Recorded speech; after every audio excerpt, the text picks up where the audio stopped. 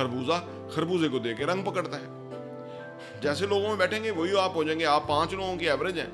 अगर आपके पास पैसे नहीं है तो आपके एवरेज में अंदर वही लोग हैं जिनके पास पैसे नहीं है। आप अंधों में काना ला जाए, उधर के बाद आपके पास 2-2.5 लाख रुपया है और आपको पता ही नहीं है, और आप जाके फंसा लेते हैं और वो भी पैसा आपका जाया हो जाता है। ये सब कुछ आप कहेंगे आप रियल एस्टेट और ये बातें, ये सब इंटर रिलेटेड बातें हैं।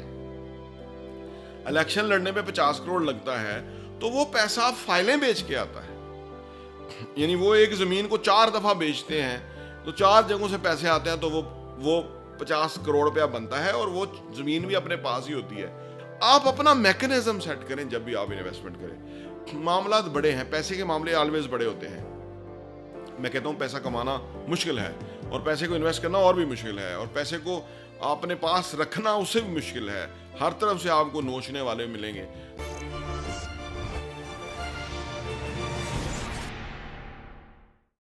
बिस्मिल्लाहिर्रहमानिर्रहीम, अस्सलाम वालेकुम रहमतुल्लाहि व बरकातहू। मेरा नाम अहमद अकील है, आप देख रहे हैं प्रॉपर्टी विजन टीवी। बहुत सारे लोग हमसे पूछते हैं जी आप बताइए कि फलां कौन सी हाउसिंग सोसाइटी ठीक है, हम प्लॉट लेना चाहते हैं, कौन सी वाली हाउसिंग सोसाइटी को हम मुंतखब करें, आप इस पे वीडियो बना दें। फलां है, फलां है, फलां है, बहुत हैं, लाहौर, कराची, इस्लामाबाद, एवरीवेयर वो सोसाइटीज़ के रेफरेंस देते हैं जी हम यहाँ इन्वेस्ट करना चाहते हैं, आपका इसके बारे में क्या ख्याल है। देखिए आज की वीडियो में मैं आपको ना ये इस बात के ऊपर कोशिश करता हूँ कि ज़रा क्लियर कर दूँ इस सूरत हाल को कि हम हाउसिंग सोसाइटियों का काम क्यों नहीं करते और उनके अंदर प्रॉब्लम क्या है। नंबर 1 प्रॉब्लम हाउसिंग सोसाइटीज़ के अंदर ये है कि ये ओवर सेलिंग करते हैं। नंबर 2 प्रॉब्लम ये है कि जो इन्होंने NOC ले भी लिया होता है वो थोड़ी लैंड के ऊपर लिया होता है, उससे कम प्लॉट ये बेच सकते हैं, लेकिन ये उसके बजाय बहुत ज़्यादा प्लॉट बेच देते हैं। नंबर 3 ये है कि इनका जो डेवलपमेंट का काम होता है वो बहुत स्लो होता है। यानी आप प्लॉट लेंगे 20-25 साल के जाके बाद में आपको मिलेगा। लोग कहते हैं कि नहीं जी 2-4 साल के बाद मिल जाता है, वो कुछ लोगों को मिल जाता है, वो बहुत थोड़े लोग होते हैं, क्योंकि पीछे ये सेलिंग कर कर के जो इनकी जो बेस है वो बहुत बड़ी बना लेते हैं। यानी सेलिंग की बेस, यानी अगर फर्ज करें ये 100 प्लॉट बेचने के एलिजिबल हैं तो ये 50,000 बेच देते हैं। अब 100 और 50,000 का क्या कंपैरिजन है, कुछ भी नहीं है। उसकी वजह ऑडिट क्यों नहीं होता कि ना ही सारे लोग आते हैं उधर सोसाइटी के दफ्तर आते हैं तो तोड़फोड़ करते हैं, लेकिन वो कोई अच्छा तरीका नहीं है। आपको चाहिए कि आप उस चक्कर में जाए ही ना, उस रेवड़ का हिस्सा ही ना बनेंगे जिसके अंदर बेशुमार लोग हैं। हमेशा जहाँ रेवड़ हो ना वहाँ आपको कुछ नहीं मिलने वाला। एक बात याद रखें, नया रेवेन्यू, नया रास्ता, नया तरीका तलाश करें, क्योंकि ये थोड़े से पैसे 1 लाख 2 लाख 3 लाख रुपया आप दे दें और आपका 7 मरले का प्लॉट बन जाएगा। ये कहाँ बनता है प्लॉट, और बाद में आप किसने दिएगा।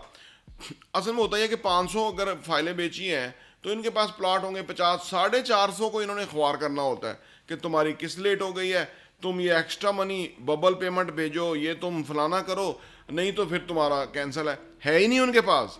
लेकिन लोगों का पैसा भी अंदर कर लिया और अब उनके पास उनको धक्के देना शुरू किया और वो खुद बेचारे बाहर निकल के कहते हैं हम दे नहीं सके इसलिए हमें मिला नहीं। ये बहुत बड़े गिमिक्स हैं, ये बहुत बड़े बैड माइंड्स हैं जिन्होंने ये क्रिएट करा है ये वाला काम, ठीक है ना। बड़ी बड़ी हाउसिंग सोसाइटियाँ, लाखों प्लॉट अभी उन्होंने देने हैं। टॉप ब्रांड है, DHA बहरिया का नाम उसमें शामिल है। लाखों प्लॉट लोगों को देने हैं, दे नहीं पाए। ये जो आजकल बेचते हैं ये किस बाग की मूली है। यानी मैं 2 टॉप ब्रांड के आपको नाम बता रहा हूँ।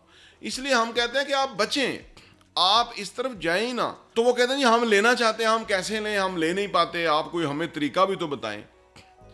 देखिए तरीका वही है, अगर इन्हीं सोसाइटियों के अंदर भी आप लेते हैं तो आप डेवलप प्लॉट लें। अब आप कहेंगे हमारे पास पैसे पूरे नहीं हैं, तो भाई जब पैसे पूरे होंगे तो तब लेना, पैसे बढ़ाएं ना। हम आपके लिए इतनी वीडियो बना रहे हैं, हम आपको बता रहे हैं कि आप पैसा ज़्यादा कैसे कमाएं, आमदनी को कैसे बढ़ाएं, ठीक है ना। आप उस पर अमल करें, अपने आप को अपग्रेड करें। आज जदीद दौर के मुताबिक जितना पैसा कमाना आज आसान है, कभी नहीं था ऐसा। लेकिन मसला ये है कि जिन लोगों की आमदनी कम होती है वो उन्हीं लोगों के दरमियान बैठते हैं जिनकी आमदनी कम होती है। उन लोगों के साथ कभी ना बैठे, उन लोगों के साथ बैठे जिनकी आमदनी ज़्यादा है। खरबूजा खरबूजे को देके रंग पकड़ता है। जैसे लोगों में बैठेंगे वही आप हो जाएंगे। आप 5 लोगों की एवरेज हैं। अगर आपके पास पैसे नहीं है तो आपके एवरेज में अंदर वही लोग हैं जिनके पास पैसे नहीं है। आप अंधों में काना ला जाए, उधर के बाद आपके पास 2-2.5 लाख रुपया है और आपको पता ही नहीं है और आप जाके फंसा लेते हैं और वो भी पैसा आपका ज़ाया हो जाता है। लिहाजा आमदनी बढ़ाएं, जो पैसा आए उसको किसी ऐसी जगह इन्वेस्ट करें जहां वो रियल एस्टेट नहीं, 2-3 लाख की कोई रियल एस्टेट नहीं आती, वहाँ वो पैसा ग्रो भी करे। ये नहीं कि पैसा रुका रहे और आप उधर से खा लिया, वो जो है वो खा लिए, फिर आगे कमा नहीं रहे क्योंकि उम्मीद ही नहीं है, होप ही नहीं है, प्लान ही नहीं है, ठीक है, उस पर बढ़ने का जज्बा और हिम्मत और जुनून ही नहीं है। तो इसलिए नहीं, प्लान करें, डायरी लें, लिखें कितना पैसा चाहिए, कब कब चाहिए, कितनी आमदनी है, उसको कैसे बढ़ाएंगे, ये इस तरह करके फिर आप लें। और लें, अगर प्लॉट ही लेना है तो किसी भी सोसाइटी में लें, रेडी प्लॉट है वो आपका हो गया, आप उनको पेमेंट करें और उसके ऊपर अपनी चारदीवारी करें, या उसके ऊपर आप काम शुरू करें, या वो हाउसिंग सोसाइटी है तो वो इंश्योर्ड करें कि वो चीज़ आपकी है, कोई फर्दर बायर नहीं है, ठीक है। ये तरीका है। देखिए, कबूतर की तरह आंखें बंद करके काम नहीं चलेगा। हकीकत को आपको पहचानना होगा। हकीकत यह है कि आपके पास पैसे नहीं है, और हकीकत यह है कि जो थोड़े से पैसे हैं वो भी आप किसी फ्रॉडियो को दे के फंस जाएंगे और वो आपका एतबार ही खत्म हो जाएगा रियल एस्टेट के ऊपर। हम क्यों इनके खिलाफ हैं? हमारा इन्होंने क्या बिगाड़ा है? हम इसलिए हैं कि रियल एस्टेट इंडस्ट्री का नाम तबाह कर रहे हैं ये लोग सबको समझते हैं ये प्रॉपर्टी वाले होते ही फ्रॉड है, लेकिन उन्हें नहीं पता कौन फ्रॉड है कौन सही है। जेन्युइन लोगों का, हमारी इंडस्ट्री का नाम बदनाम कर रहे हैं ये लोग, काली भेड़े, ठीक है। तो हम अपनी इंडस्ट्री को जिंदा रखेंगे, इसको फ्लोरिश करेंगे। हमने दुबई, सिंगापुर बनना है, हमने दुनिया के मुकाबले पे जाना है, और उसके लिए हमने अपनी इंडस्ट्री को ऑन करना है। We are the industry leaders, हमें उसकी फिक्र करनी है। खुद गर्ज लोगों का तो अपनी गर्ज होती है, खुद गर्ज बहुत नुकसान पहुंचाते हैं। पाकिस्तान को भी खुद गर्ज लोगों ने बहुत नुकसान पहुंचाया। तमाम इंडस्ट्रीज के अंदर जो है खुद गर्ज लोग हैं, सीमेंट इंडस्ट्री, स्टील इंडस्ट्री, मुर्गी इंडस्ट्री, हर प्रॉपर्टी, हर के अंदर खुद गर्ज लोग, काली भेड़ें घुसी हुई हैं। सब्जी इंडस्ट्री के अंदर वो स्प्रे करके सब्जी बेचते हैं जो कि आपके लिए डैमेजिंग है। तो लिहाजा हर चीज को समझे, हर जगह 2 नंबर लोग हैं, अदारों में भी 2 नंबर लोग हैं, 1 नंबर लोग भी हैं, जाने भी देते हैं और मुल्क का खून भी छोड़ते हैं। दोनों तरह के लोग एक ही जगह हैं। आपको इस पूरे सिस्टम को समझना है, ठीक है ना। किसी पे एतबार, अंधा एतबार आप कर नहीं सकते जबकि यहां कानून नहीं है, लॉ एंड ऑर्डर नहीं है, अदलिया नहीं है, इंसाफ नहीं है, ऑनेस्टी नहीं है, ईमानदारी, यानी ये है ही नहीं यहां पे ना। क्यों नहीं है? इसलिए कि जो पहले लोग कहते थे कि जो हराम खाने वाला, रिश्वत लेने वाला जो था, उससे कतल लोग करते थे, उसको बुरा समझते थे। आप यकीन करें, हम यहाँ योगा करते हैं, यहाँ पे डॉल्फिन चौक के अंदर बहरिया में, और वहाँ राउंड अबाउट है, और लोग राउंड अबाउट नहीं घूमते, एक तरफ से निकल के जो है ना वो शॉर्टकट मारते हैं, आगे से गाड़ियाँ आ रही होती हैं।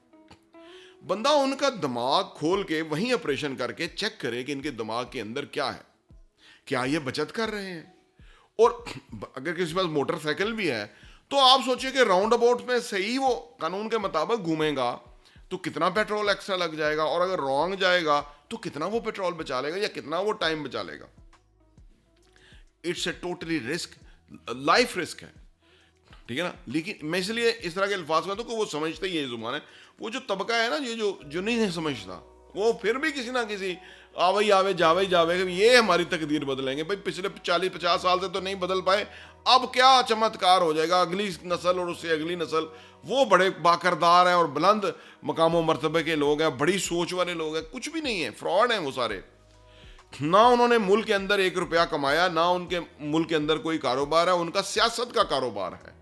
और एस्टेब्लिशमेंट के वो करदार के जो बड़े बड़े ओहदे लेते हैं, इन्होंने अगलों को भी पूरा करना होता है। ये सारा मिल के पाकिस्तान का जो ड्रीम था ना एक मुल्क का, कायदे आज़म ने देखा और उनके रफ़क़ा ने देखा, और नबी पाक सल्लल्लाहु अलैहि वसल्लम का जो तोहफ़ा है हमारा मुल्क, और अल्लाह का जो ख़ास करम नवाजी है ये मुल्क मिला है, इसको ये ख़त्म करने के दर पे हैं। ये सब कुछ आप कहेंगे आप रियल एस्टेट और ये बातें, ये सब इंटर रिलेटेड बातें हैं। इलेक्शन लड़ने पे 50 करोड़ लगता है तो वो पैसा फाइलें बेच के आता है, यानी वो एक ज़मीन को 4 दफ़ा बेचते हैं तो 4 जगहों से पैसे आते हैं, तो वो 50 करोड़ रुपया बनता है, और वो ज़मीन भी अपने पास ही होती है। वो 4 भी बेचारे बेचने वाले जो हैं, बेचारे मैं इसलिए कहूँगा कि वो भी फ्रॉड करने के चक्कर में नहीं समझते कि ना खुदा ही मिला, ना विसाले सनम, ना इधर के रहे ना उधर के रहे।